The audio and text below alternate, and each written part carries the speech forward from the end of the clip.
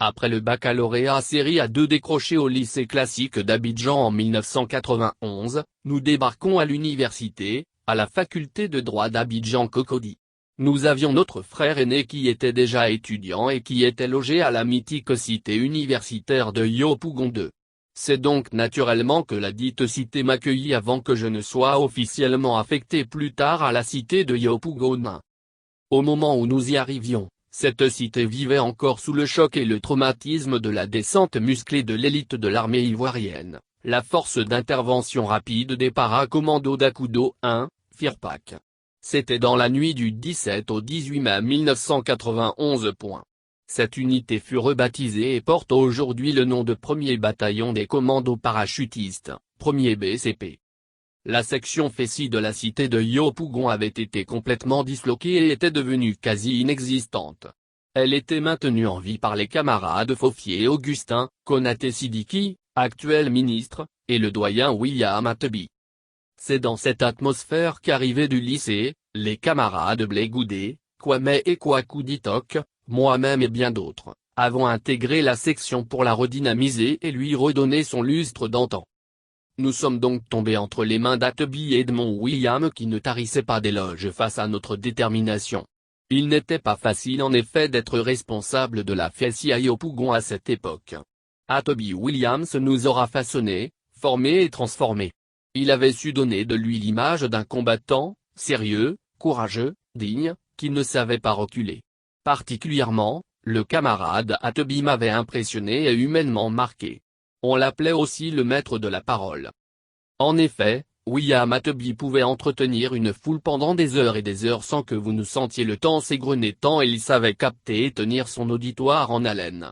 Aux assemblées générales de la Fessi, ses prises de parole étaient toujours des moments d'envolée lyrique et de formation politique. C'était un véritable spécialiste de l'art oratoire. Après l'université, on s'est retrouvé dans le parti, le FPI avec beaucoup de plaisir. À l'époque, député au Parlement, tu as été l'un des destructeurs de l'accord de Marcoussis en ses dispositions inacceptables, car contraires à notre loi fondamentale. Tu avais gagné en estime dans la population ivoirienne. Je n'étais guère surpris par ta posture car c'était la posture. Tu incarnais aux côtés des Simone Babo, Feude Niaou, Guirioulou et mille et j'en passe cette résistance parlementaire.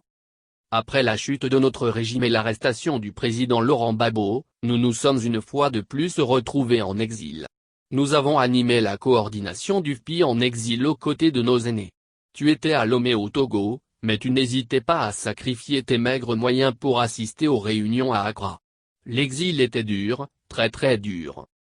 Puis à l'instar de bon nombre de camarades tu avais mis fin à ton exil, pour regagner malgré tous les risques, la terre de tes ancêtres. Mon doyen Attebi, le maître de la parole, toi que j'appelais intimement Wiyika, ce coup de massue est insupportable. Était-ce là tes projets? Pourquoi nous en avais-tu caché la primeur?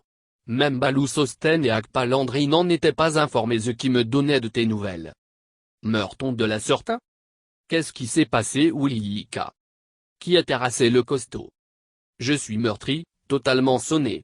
Impuissant. Tu fus un grand combattant de la démocratie dans notre pays.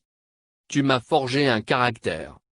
Merci pour ce que tu as fait et pour ce que tu as été. Tu pars définitivement. Tu ne verras donc pas le retour imminent du président Laurent Gbagbo et de ton jeune frère le ministre Charles Blé Goudé. Tu ne verras donc pas la fin de cette lutte pour laquelle tu as tant sacrifié depuis l'université jusqu'à ce jour. Tu ne verras donc pas notre victoire éclatante annoncée. Nous la célébrerons aussi pour toi cette victoire. Va donc en paix grand frère. Dors tranquillement du sommeil du juste. Va en paix, tu as fait ta part. C'est terrible, c'est pénible mais... Adieu Wiyika, le maître de la parole.